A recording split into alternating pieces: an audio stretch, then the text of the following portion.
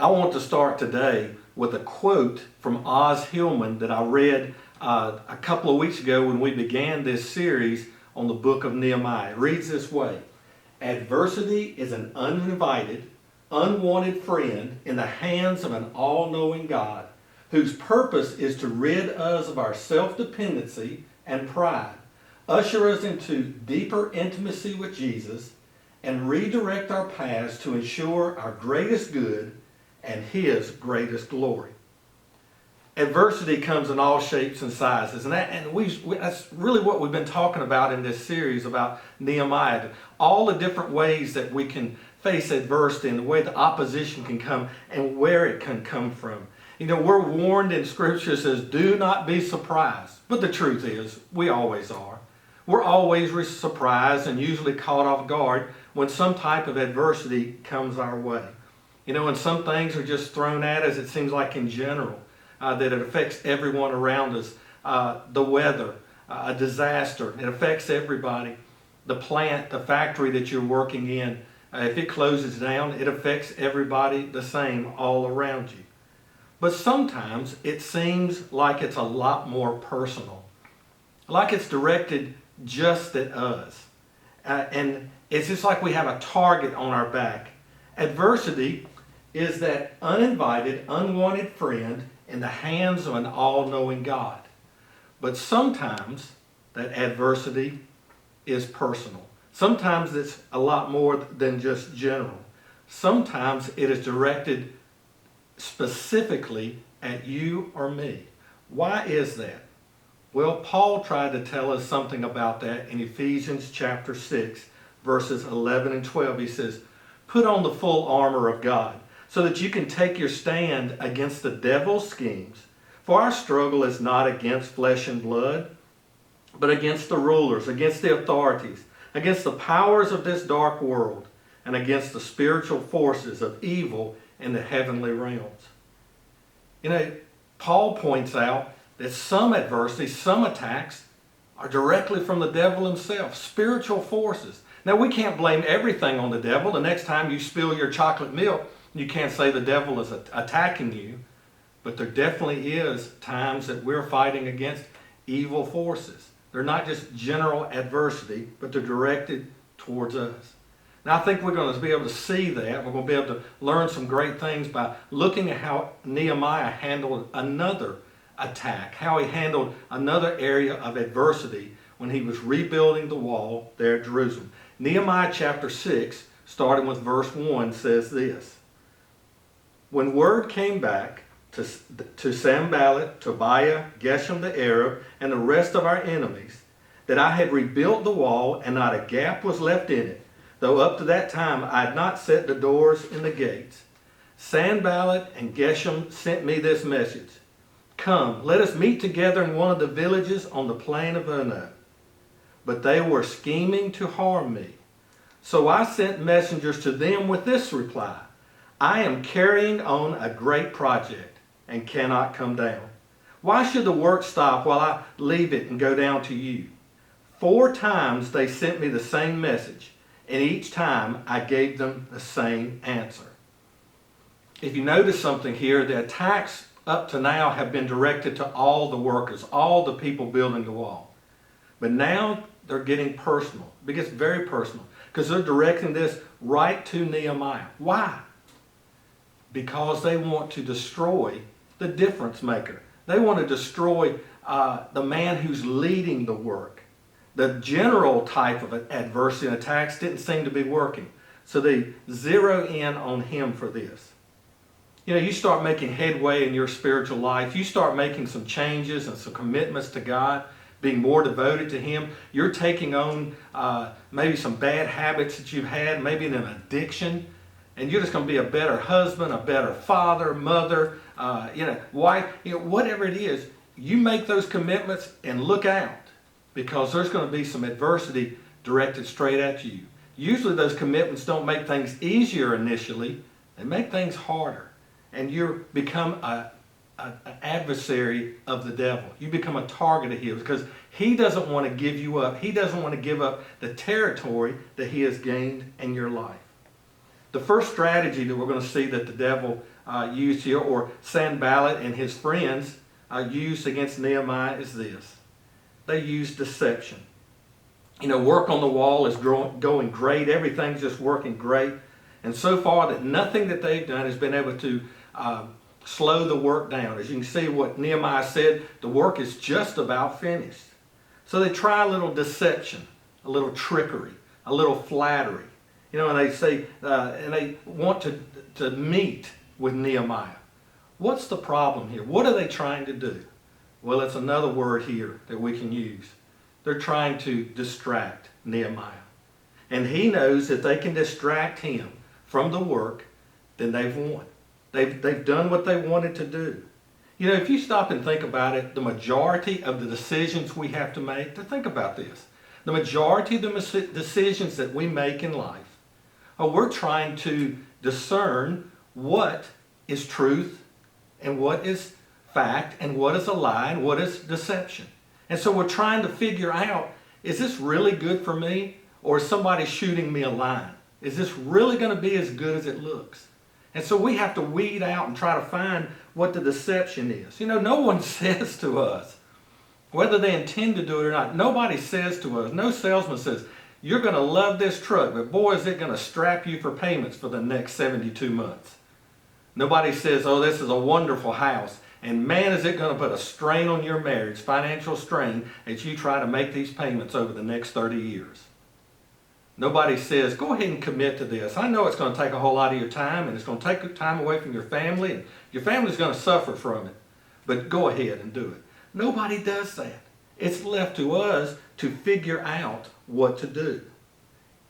If we're going to get distracted, pulled away, deceived, how do we fight that? Well, I'll tell you the word, discernment. This is what Nehemiah had, knowing the truth. Knowing what people were trying to do. He was able to figure it out, discern it, to figure out what's the difference between the truth and the lie, the fact and the falsehood of what was going on. I just love that verse, and you're going to know it right off when I started. When Jesus was talking to some people who were beginning to follow him, he says, obey my teachings, follow my teachings, then you will know the truth, and the truth, you know how to finish it right now. The truth will set you free. Knowing the truth. Knowing what is honest and what is good. See, the truth does a tremendous thing for us. When we recognize the truth, we're able to be honest with God, honest with people, and we can look in that mirror and be honest with ourselves. We can judge our own motives. We can figure out if what we're telling ourselves is even a lie. And so we're not even deceiving ourselves. That's the value of the truth. And as you see from this progression here, Sanballat tried to deceive. He tried to distract. But Nehemiah didn't allow that to happen because he had discernment. He was able to determine what the truth is. But as always, evil doesn't stop with one attempt. So let's keep going with verses 5 through 7. Then the fifth time, Sanballat sent his aide to me with the same message, and in his hand was an unsealed letter in which was written. That's interesting, it says unsealed. In other words, people have read it. They know what's in there. And the letter said this, it is reported among the nations, and Geshem says it's true, that you and the Jews are plotting to revolt, and therefore you are building the wall. Moreover, according to these reports, you're about to become their king, and have even appointed prophets to make this proclamation about you and Jerusalem. There is a king in Judah. Now this report will get back to the king, so come, let us confer together. If deception doesn't work, if trickery doesn't work, flattering words do not work, if that doesn't get you distracted, then watch for the next ploy. A lot of times it's going to be condemnation, or it's going to be threats, or it's like blackmail. Sanballat was using the old ploy of, if you keep talking, if you keep doing these things, if you don't come over to my side, boy, you're going to be in trouble. That reminds me so much of parenthood. I remember, I've seen parents do it so many times, and I remember my mom doing it to me. When I was out of line, she would say, you do that one more time and you're going to be in trouble. You keep talking. You say that one more time. Don't you say that to me. And it was like they were saying what's coming. Sanballat is trying to do the same thing to Nehemiah. He's threatening him. He's saying, and this was a terrible thing. For a government to find out that you would be planning a revolt, they'd kill you. They would wipe everybody out. And so this is a very serious rumor that he is starting. So this was to put fear into Nehemiah. And we all know what it feels like to be threatened. We know what it feels like to be condemned. You know, when we think about if I don't do this, if I don't cave in, if I don't go along, I may lose my friends. I may lose my status. For some of you are faced with times when you think you might lose your job because of this. You know what it feels like to be threatened. When someone says something about you that's not true, and you know it's not true, what is our first response? We want to defend ourselves. We want to go in and make everything right. We want to go in and start telling people, hey, this is not true. I didn't say this. I didn't do this. He's the one who did. And we start defending ourselves. Have you ever noticed how much time and effort it takes to defend yourself? Just think about the court system. Think about things we see every day. But think about yourself. When someone has attacked you personally or said something about you or something happens at work, have you thought about how much energy it takes away from all the other good things you're doing to mount a defense? To just try to prove to everyone that I didn't do this. And you know what happens? I go back to that word again. You become distracted. And that's exactly what Sanballat was wanting to happen to Nehemiah. He wanted him to be distracted from what was going on. So what does Nehemiah do? Look at verses 8 and 9. I send him this reply. Nothing like what you are saying is happening. You're just making it up out of your head. They were all trying to frighten us, thinking their hands will get too weak for the work and it will not be completed. But I prayed, now strengthen my hands. Discernment. Knowing the truth, recognizing the truth, figuring out a way to handle the situation. Look how simple Nehemiah's defense was. He just says, that's not true. What you're saying is not true. And he got back to work. He said, I'm not going to be distracted from what you're doing, what you're trying to do. That is a simple defense. He prayed, Lord, keep me strong. Don't let this distract me. Don't let me get into a punching match with this over trading words back and forth. Just let me keep working.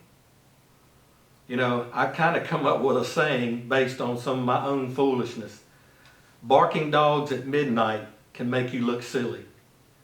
Occasionally, we have a dog in our neighborhood, for whatever reason, will bark for hours and hours, and no exaggeration, hours on end.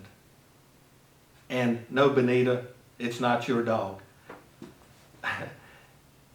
But the dog will bark forever.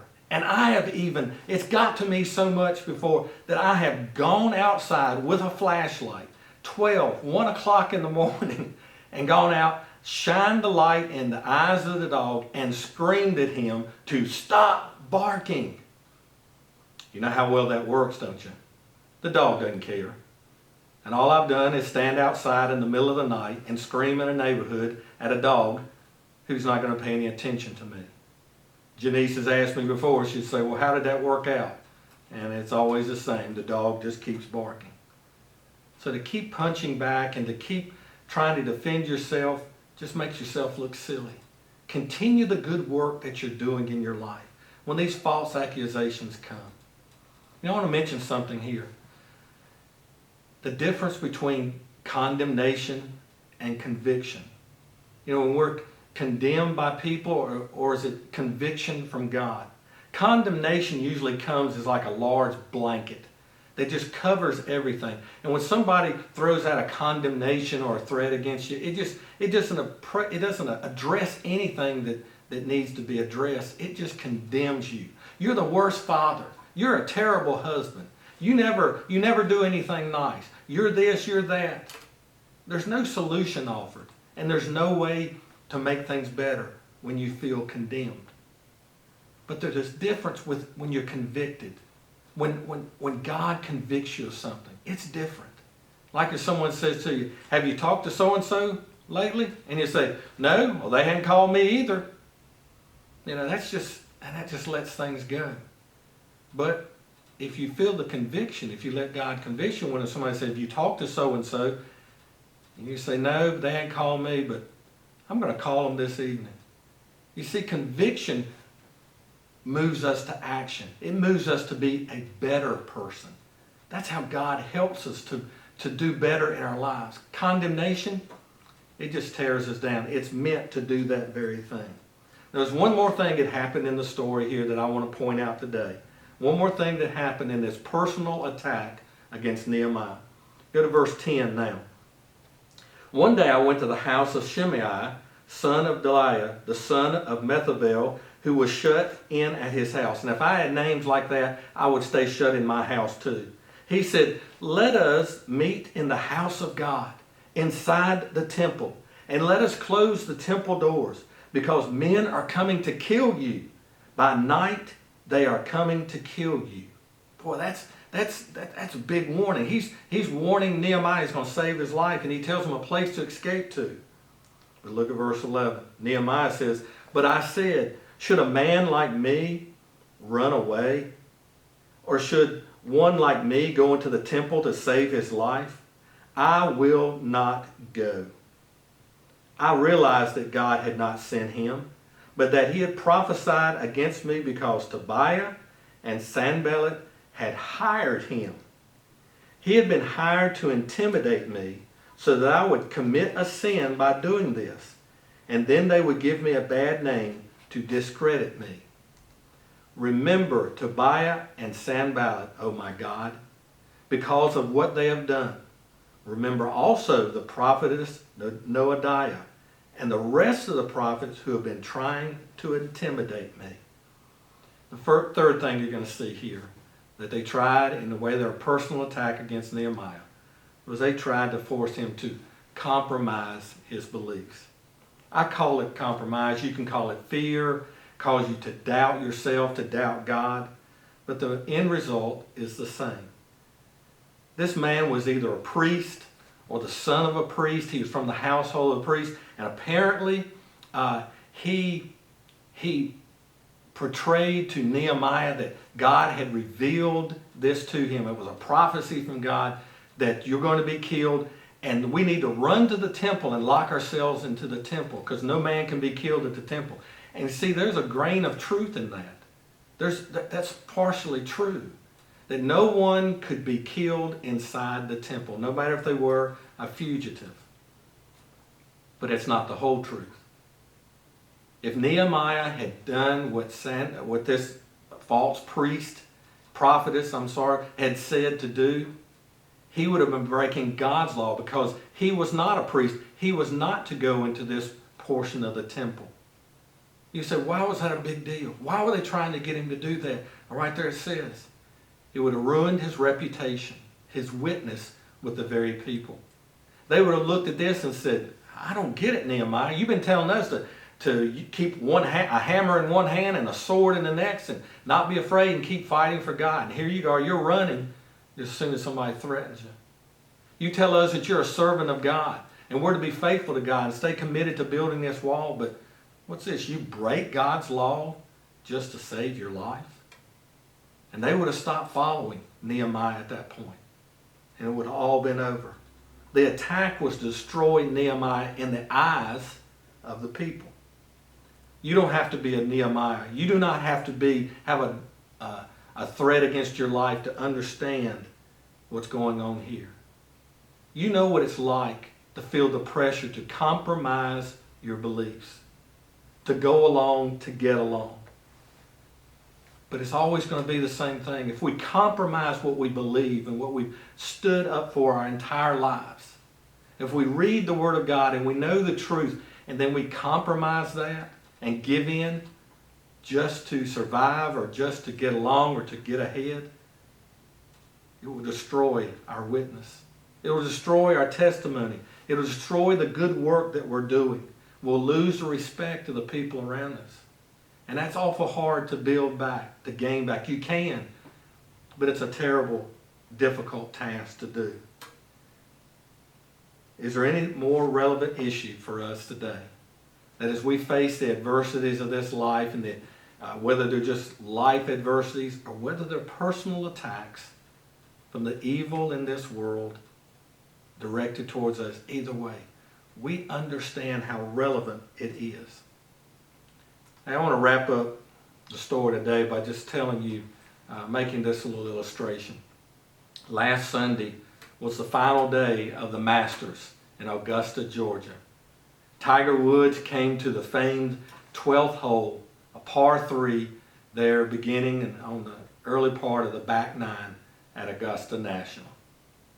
A par 3. Tiger Woods, who has won 15 majors, who has won everything that could be won. Tiger Woods made a 10 on this par 3. A 10. He hit 3 balls into the water. Now, you know how hard that had to be to take if you had the talent of someone like that. And of course, you had to know that as soon as the round was over, the reporters, that's all they're going to want to talk about. And sure enough, that's what it was.